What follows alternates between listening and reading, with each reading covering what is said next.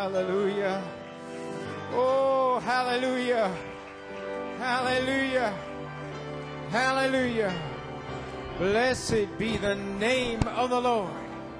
Blessed be the name of the Lord. Hallelujah. Praise God. Are you leaning on His everlasting arms tonight? No need to dread, no need to fear. Leaning on the everlasting arms. Well, it's good to be in the house of the Lord tonight, and we want to quickly turn to our Bibles as we prepare for the message tonight. Brother Coleman has comments. Comme nous nous préparons pour le message, Frère Coleman a des commentaires. The scripture is Ephesians 6. Les Écritures, le passage est Éphésiens 6, 10 à 17. Éphésiens 6, 10 à 17.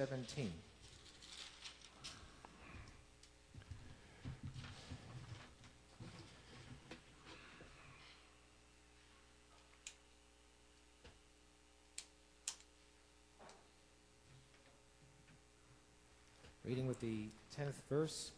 Au verset 10. Finally, my brethren, au reste, fortifiez-vous dans le Seigneur et par sa force toute puissante. Revêtez-vous de toutes les armes de Dieu, afin de pouvoir tenir ferme contre les ruses du diable, car nous n'avons pas à lutter contre la chair et le sang, mais contre les dominations, contre les autorités, contre les princes de ce monde de ténèbres, contre les esprits méchants dans les lieux célestes. C'est pourquoi prenez toutes les armes de Dieu afin de pouvoir résister dans le mauvais jour et tenir ferme après avoir tout surmonté.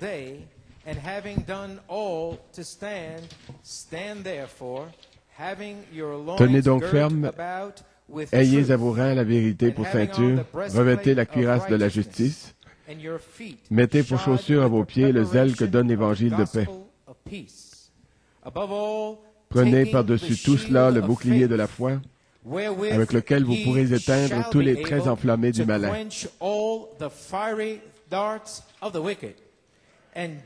Prenez aussi le casque du salut et l'épée de l'Esprit qui est la parole de Dieu.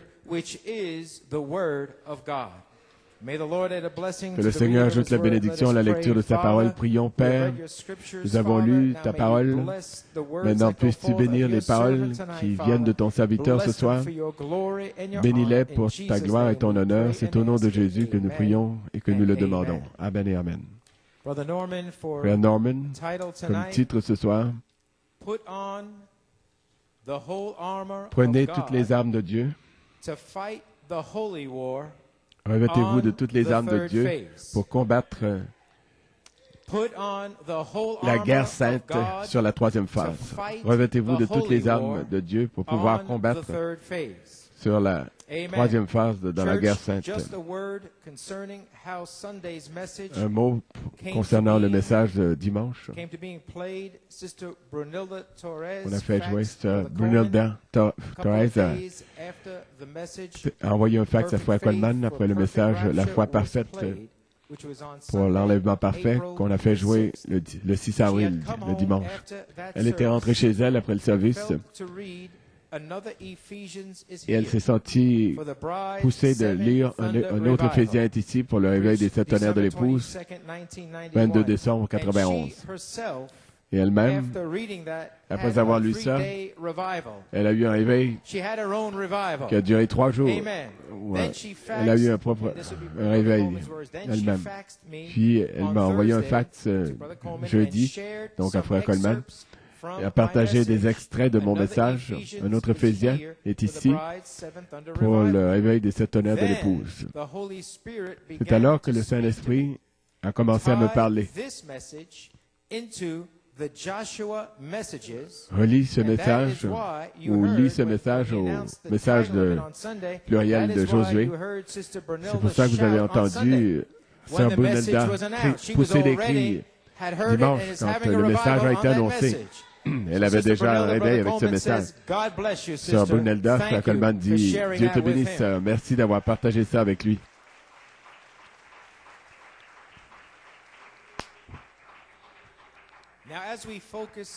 Comme nous nous concentrons sur le service ce soir, l'Église, Dieu a déclaré une guerre sainte pour la troisième phase, qui est le pays promis, où nous commençons tous à combattre pour notre héritage.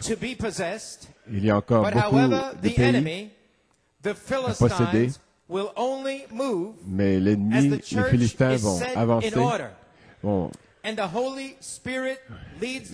bouger comme l'Église est mise en ordre. Le Saint-Esprit conduit vers l'adoption. Les Philistins vont se mettre à reculer. Et chaque membre de l'épouse va commencer à posséder son héritage individuel. Une chose très importante, une chose majeure s'est produite dimanche dernier, le 8 avril, le 20 avril, le 22 juillet 2000, un avertissement est sorti, a été donné à l'Église. Mettez vos choses en ordre. Quelque chose est sur le point d'arriver. Mettez tes papiers en ordre. Quelque chose est sur le point d'arriver. L'heure de Ésaïe 28, 16 à 22, et 2 Pierre 4, 12 à 18, et Psaume 1, 1 à 6 est venu. Il vous a été dit pendant bien des années au sujet d'Ésaïe 28, 16, il a été dit que c'est la pierre de fête, la pierre principale pour l'épouse. Du verset 16 à 22, on vous a dit aussi que c'est le jugement pour tous ceux qui attaquent la parole. La parole est sortie vers les gens le 22 août 2000. Et le 15 septembre 2000, le Seigneur m'a révélé que l'ange voit d'Apocalypse 10, 8 à 11, entrait maintenant en Éphésiens 4, 11 à 13. Afin que l'épouse puisse avoir et posséder son héritage. Autrement dit, il est passé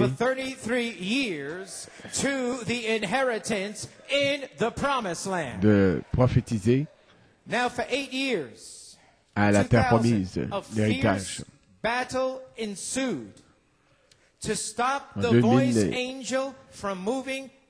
il y a eu une bataille qui a fait rage pour empêcher l'ange de se déplacer d'Apocalypse 10 à Éphésiens 4. L'incrédulité et ceux qui critiquaient, qui analysaient, et aussi les courriels, ceux qui envoyaient les courriels, et toutes sortes d'esprits et des esprits diaboliques se sont manifestés pendant ces 8 ans. Pourquoi? Pour empêcher l'ange voix d'entrer en Éphésiens 4, 11 à 13. Mais Dieu soit merci, Dieu soit loué. Nous y sommes depuis le 20 avril, le dimanche dernier, où nous avons éprouvé une grande victoire dimanche dernier. Il n'y a aucun doute là-dessus. Il y a eu une grande victoire dans la maison de Dieu dimanche dernier. Qu'était ce grand rugissement, ce grand tonnerre qui a retenti? Et c'était le rugissement le plus spontané, le plus fort que j'ai jamais entendu de ma vie. Le pasteur dit, qu'était ce grand rugissement? Le Saint-Esprit a mis l'Église en ordre. Et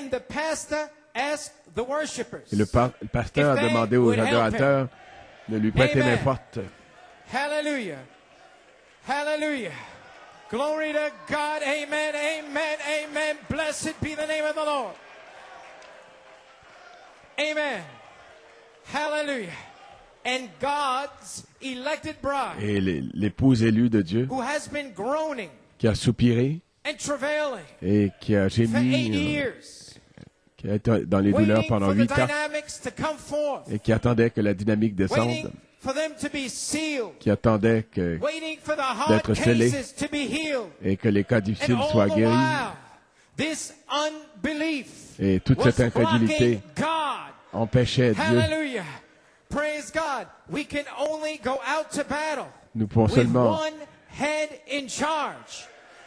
aller dans la bataille avec une seule tête qui dirige, pas avec deux opinions.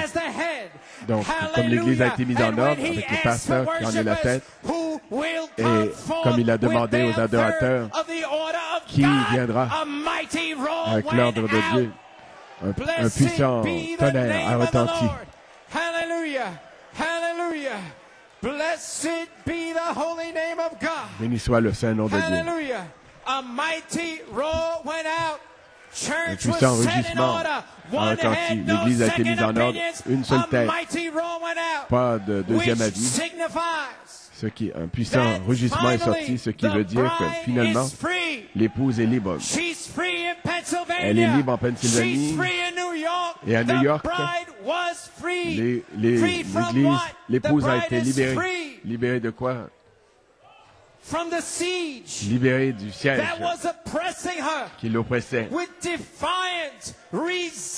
avec des esprits de ressentiment qui lançaient un défi, qui étaient assis dans l'église de Dieu. Elle a été affranchie dimanche dernier.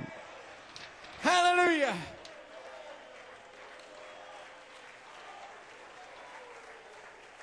Blessed be the name of the Lord. The voice la voix of many waters de grandes eaux a rugi. We are free. Nous sommes libres. Many waters. Beaucoup de grandes eaux. Cette voix a rugi dimanche dernier. Nous sommes libres. Dieu merci. Nous sommes libres. Et nous pouvons et nous allons entrer en Apocalypse 5 sans frein. Sans embâche, parce que rien ne peut l'arrêter, parce que nous avons été mis en ordre. Hallelujah. Praise God. Now on the Patmos vision. Dans la vision de Patmos, page 111. Page 111. Brother Branham on the Patmos vision. Frère Branham, dans la vision de Patmos, il lit sur Apocalypse 1:14 et il explique ce qu'est la voix de grandes eaux. La voix de grandes eaux. Qu'est-ce que sa voix? C'est le jugement. La voix des ministres, des prédicateurs qui, à travers le Saint-Esprit, ont crié aux gens pendant tous les âges. La voix de grandes eaux, des multitudes, la voix de ces 7 étoiles dans sa main. Dans chaque âge d'église, de l'Église, qui prêchait le baptême du Saint-Esprit, le baptême au nom de Jésus, et qui parlait en langue, la puissance de Dieu, la résurrection de Christ, la seconde venue, le jugement divin, la voix de grandes eaux qui sortait de celui qui avait l'aspect du Fils de l'homme. De grandes eaux. Fin de la citation. Comprenons-nous ce qui s'est produit dimanche dernier. La voix de l'épouse des eaux s'est écriée, a crié pour la liberté. Le rugissement a jugé, leur rugissement ont jugé l'incrédulité dans cette église et a achevé l'ennemi. Je dis que la deuxième phase est arrivée à terme et la troisième phase est ici pour commencer la guerre sainte afin que nous possédions notre héritage. La deuxième phase est arrivée à terme. Un extrait du témoignage de Jésus et l'esprit de la prophétie maintenant que j'aimerais vous lire. 11:306, page 4, quote. Page 4. Selon Deutéronome 29, les choses qui sont révélées nous appartiennent à nous et à nos enfants. Pourquoi? Afin que nous puissions parvenir à la perfection dans cet âge et nous préparer en tant qu'épouse et revêtir l'habit de noces qui est venu du prophète, venir à la perfection. Nous avons été reçu la commission non seulement de Marc 16 et Jean 14, 12, mais nous devons venir à la perfection. Hébreux 11, 39 et 40 pour ressusciter les morts. Nous devons saisir la pierre principale et le seul moyen de le faire, c'est d'avoir le ministère de Jésus-Christ. Donc, qui que ce soit qui suit le prophète, le ministère, vous devez faire en sorte que votre Église le voie au temps présent. Et ça peut seulement venir à travers la prophétie. Donc, mon message, mon ministère, a seulement été basé sur la prophétie depuis le 10 novembre 1964 pour que New York puisse le voir au temps présent de la chose. Et une fois que vous le voyez, au temps présent, autrement dit, vous allez arriver à cette troisième phase, troisième pôle, alors la chose est terminée. La deuxième phase est arrivé à terme, donc ensuite c'est du passé. Et c'est là où nous en sommes en ce moment. Fin de la citation. Maintenant, voyez, l'Église, la première et deuxième phase sont terminées. Et une fois que vous le voyez au temps présent. Comment dire, vous allez arriver au troisième pôle, troisième phase, troisième pôle. Mais l'Église en ordre. C'est arrivé dimanche dernier, le 20 avril. Voyons, Église après dimanche, que nous sommes maintenant prêts pour l'effusion de la dynamique, le Saint-Esprit lui-même. Seul le Saint-Esprit lui-même, notre Josué, peut rencontrer Michael, le capitaine invisible des armées, la colonne de feu. Amen. Gloire à Dieu.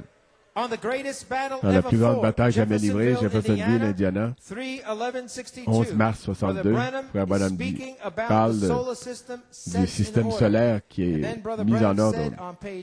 Frère Branham dit à la page 10 et à la page 11, citation, et j'ai pensé alors, si cette grande armée céleste doit garder sa place pour que tout soit en ordre, qu'en est-il du désordre de l'armée terrestre? Et s'il y en a un qui sort de sa place, comment cela amène un désordre sur la chose entière? Tout le programme de Dieu est interrompu s'il y en a un qui sort de sa place. Nous devrions continuellement essayer de garder l'ordre de l'Esprit. Tout ce qu'il attend, c'est que il attend que son armée prenne sa place comme les étoiles, qu'elle prenne sa place, comme la Bible le dit, les étoiles errantes dans le livre de Jude, dans l'écume.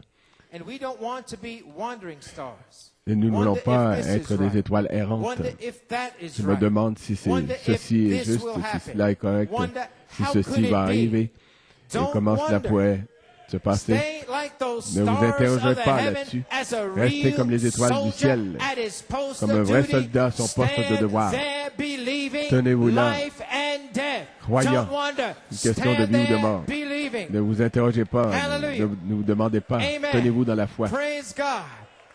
C'est pas nécessaire de s'interroger, de douter. Donc, nous avons commencé à comprendre ce qui est arrivé dimanche. Nous commençons à comprendre ce qui est arrivé dimanche. Le Saint-Esprit lui-même a mis cette Église en ordre. Parce que le prophète de Dieu a dit qu'il y a quelque chose de spécial au sujet de New York. Et en 1974, Dieu nous a donné 3 phases. L'amour fraternel, la sainte décence et la place en Christ, qui est la 3e phase. Et maintenant, nous sommes prêts pour le Saint-Esprit lui-même, la dynamique, qu'il rencontre le capitaine invisible des armées pour commencer cette guerre sainte. Entendons donc ce que Malachie 4, pour savoir qui est le capitaine de l'armée invisible, Michael, l'intelligence. Voyons ce que le prophète dit dans la plus grande bataille jamais livrée, pages 24 et 25. Le cerveau d'une armée se trouve dans son intelligence, dans ses capitaines. Rommel était le cerveau de l'Allemagne, pas Hitler.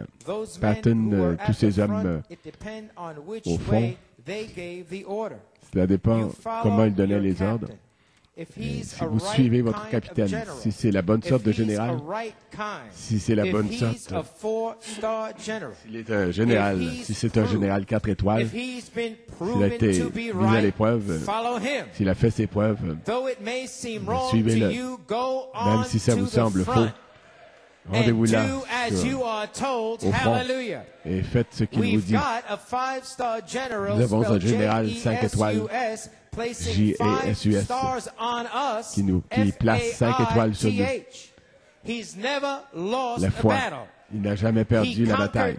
Il a conquis la mort, l'enfer et la tombe. Faites sortir les démons du chemin. C'est le grand chef, le grand capitaine. Donc le diable n'est même pas dans la course. La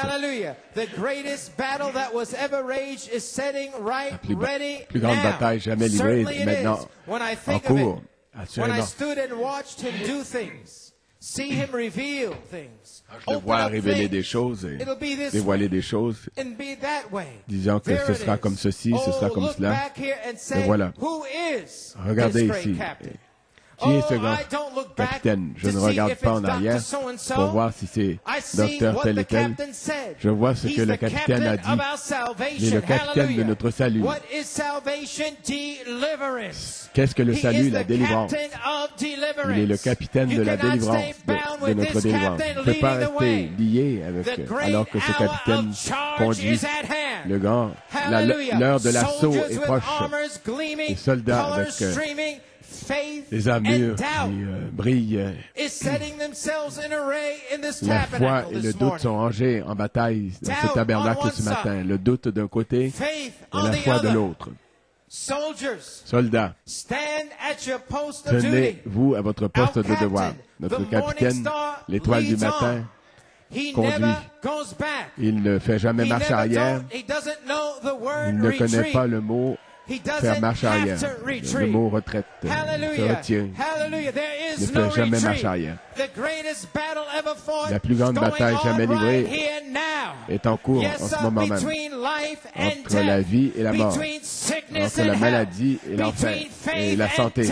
Entre le doute et la foi. Entre la liberté et l'esclavage. La bataille fait rage. Astiquez vos armures. Astiquez vos lances et polissez vos armures. Dieu prépare ses soldats et il oint son armée. L'Amérique habille ses soldats, les revêtent les meilleures armes, les tanks, etc. Dieu prend soin de son armée. Quelle sorte d'équipement utilisons-nous? L'épée de l'Esprit, la parole de Dieu. La parole de Dieu qui est plus tranchante que l'épée quelconque à deux tranchants. Elle perce jusqu'à la moelle des os. Elle discerne les pensées du cœur. La foi, la parole de Dieu. Croire sa parole. Et c'est l'armure de Dieu. Donc, c'est l'équipement adéquat. Conduit par le capitaine. Fin de la citation.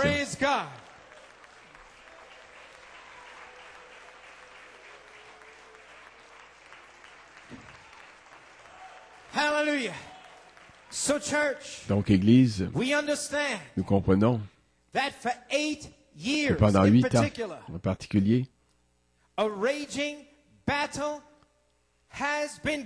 bataille a fait rage constamment entre la vie et la mort, entre la foi et le doute, entre la maladie et la santé, et entre la liberté et l'esclavage. Mais grâce soit rendue à Dieu. Le 20 avril, Dieu nous a affranchis. Et un rugissement est monté au ciel. Ce siège s'est terminé dimanche dernier. Et le rugissement est monté au ciel. Tout était accompli. Dieu a mis son Église en ordre. Gloire à Dieu. La vie remporte la victoire sur la mort. La foi sur le doute. La maladie a été conquise. La santé est revenue. L'esclavage est brisé. Pour vous asseoir. Béni soit son Saint-Nom. Donc il y a la liberté dans la maison de Dieu ce soir. Vous pouvez vous asseoir. Donc le message ce soir est la manifestation du capitaine invisible de l'armée de l'Éternel, le 23 janvier 83. Église, le Saint-Esprit m'a donné ces messages fondamentaux sur Josué en 83. Et c'est ce qui a provoqué l'effusion puissante du Saint-Esprit pour une naissance en 1983. Mais ce soir, ces messages sont au temps présent. Le temps présent pour l'adoption, le temps présent pour que vous possédiez votre héritage. Et ça, c'est maintenant. Ça, c'est maintenant sur la troisième phase. Pourquoi? Parce que l'Église est mise en ordre, a été mise en ordre.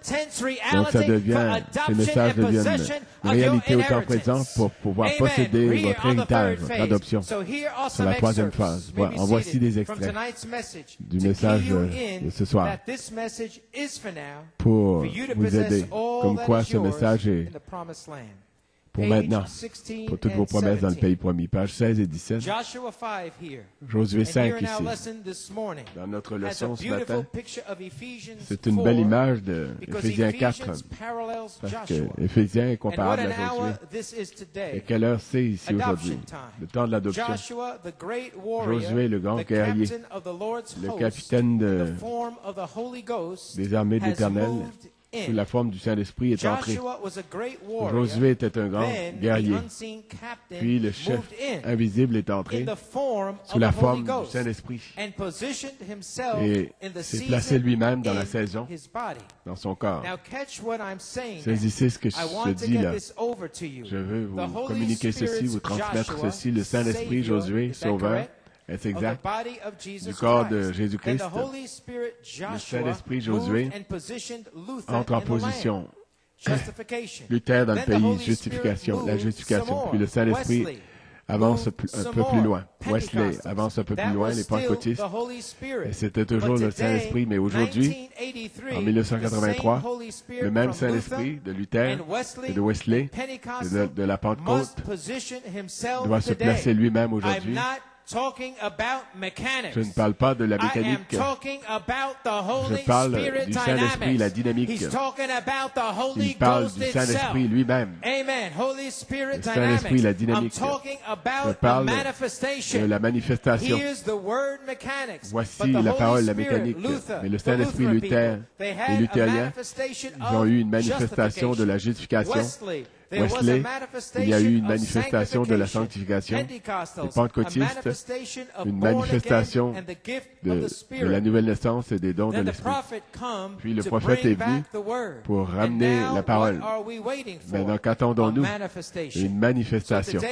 Donc aujourd'hui, le Saint-Esprit Josué vient pour rencontrer Michael pour une manifestation.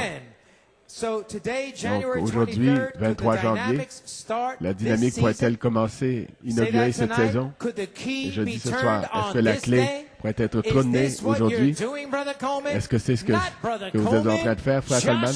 Pas Frère Coleman, Josué, le conducteur du temps de la fin, vous a amené ici. Merci Seigneur. Avez-vous saisi ça? Alors, asseyez-vous et pensez-y.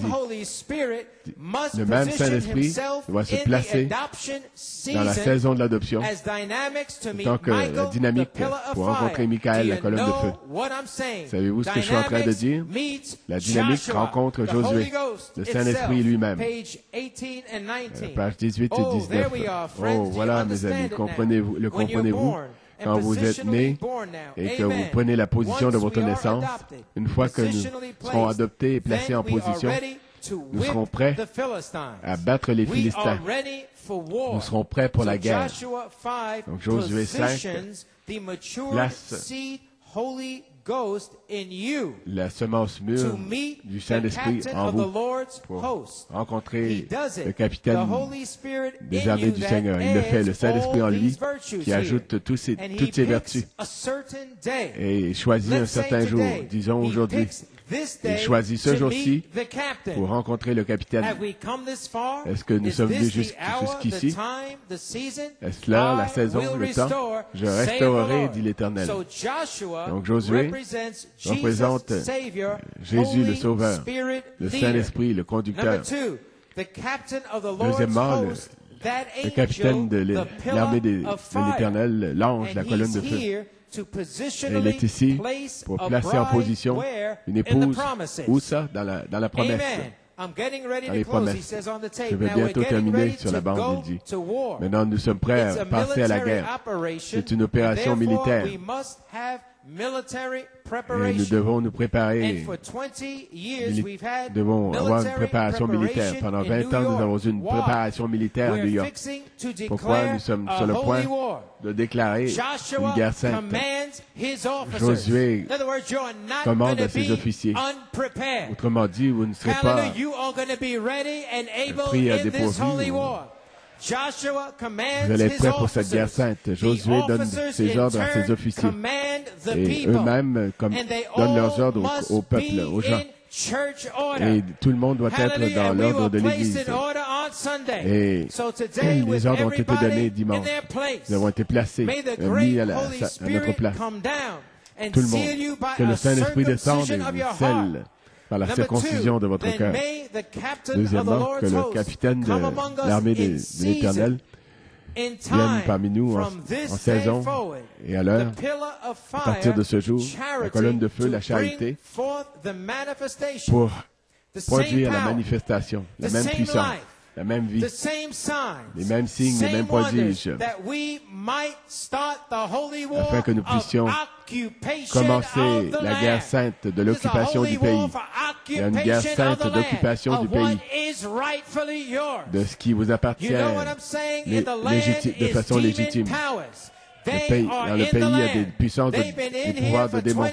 Ils sont dans le pays, ça fait 20 ans qu'ils sont ici, on dit maintenant 30 ou 40 ans. Peu importe combien nous avons prêché fort, ils ne veulent pas bouger. Le prophète a dit que quand vous serez adoptés, alors ils vont reculer. Donc, nous devons en arriver là. Ces démons doivent reculer dans la saison d'adoption. Donc, en sommes-nous arrivés là, mais nous devons avoir une tête. Nous devons avoir une tête, un chef, une pierre de tête, une pierre principale qui donne les ordres. Nous devons avoir un capitaine, donc nous attendons, nous prêchons, nous ayant la foi, étant attentif au capitaine. Le voici. Christ, le capitaine, la colonne de feu devient un homme. Voyez-vous la scène? La colonne de feu devient un homme. Le temps de l'adoption. La colonne de feu se voile, devient un homme. Dieu dans la peau humaine. Josué, dans le prophète, a rencontré le capitaine des armées. Il est descendu du ciel. Il a posé un pied sur la terre et l'autre sur la mer. Et il a dit qu'il n'y a plus de temps. Il n'y a plus de temps. Autrement dit, le temps est fini où le diable va prendre le contrôle de mon Église. Tous les démons, autrement dit, vont être vaincus. C'est le moment où tous les démons doivent partir. D'abord, je dois convoquer mes troupes pendant à peu près une demi-heure, faire sortir de ces dénominations, les sanctifier, et laver leur esprit des souillures, et les habituer à l'atmosphère de la parole, les mettre dans la foi. Dieu l'a dit, leur former, leur enseigner quelque chose, puis leur donner les 7 tonnerres, leur donner un bon test pendant 9 ans pour voir s'ils peuvent supporter toutes les accusations, toutes les injures, les malédictions. Et cela rend les choses encore plus douces. Peu importe ce que les gens peuvent dire, ça rend les choses plus douces. La colonne de feu, l'ange, le capitaine des armées. Les armées de l'Éternel. Il se tient là quand il a vu son épée. Il avait l'épée dans la main. Aujourd'hui, les nations ont entendu, ils le savent, que Josué est ici. Les esprits. Donc, ils n'ont plus le courage de s'en prendre à l'autorité. Ils sont finis. Ils n'ont plus le courage pour s'en prendre à l'autorité. L'autorité est fermement à sa place. Ils sont finis. Ils sont perdus. Et leur cœur perd courage. Ils ne peuvent plus rien dire. Les diacres sont à leur poste. Les anciens sont ici. Qu'est-ce que ces esprits peuvent faire? L'Église est en ordre. Gloire à Dieu. Et leurs cœurs ont fondu. Il n'y aura pas non plus, il ne restera plus aucun esprit non plus en eux pour vous lancer un défi. Parce que la saison de l'adoption est ici. Ils vous ont défié jusqu'à maintenant. Ils vous ont lancé un défi jusqu'à maintenant. Mais à partir de maintenant, ils ne pourront plus vous lancer de défi. La dynamique est ici pour le scellement. Vous devez être circoncis. Voilà la fin de la citation. Gloire à Dieu. Béni soit le nom du Seigneur. Hallelujah. Donc, comprenez, Église, qu'avant que la dynamique puisse descendre, que Michael doit être placé en position dans cette Église sur la troisième phase. Comprenez que l'Église devait être mise en ordre pour la troisième phase. Et comme vous entendrez le message, le Saint-Esprit vous fera encore comprendre davantage. Et comprenez, Église, que la manne avait cessé. Elle a cessé. Et maintenant, nous sommes prêts à manger le blé, la parole. Revenons à la parole. Revenons à la Bible. La manne était bonne dans sa saison. Et maintenant, la manne a cessé. Revenons. Nous sommes revenus au blé. Avec le blé, il n'y a pas un seul démon qui puisse tenir, résister au Dieu Tout-Puissant. La manifestation du capitaine invisible des armées de l'Éternel. Dieu vous bénisse.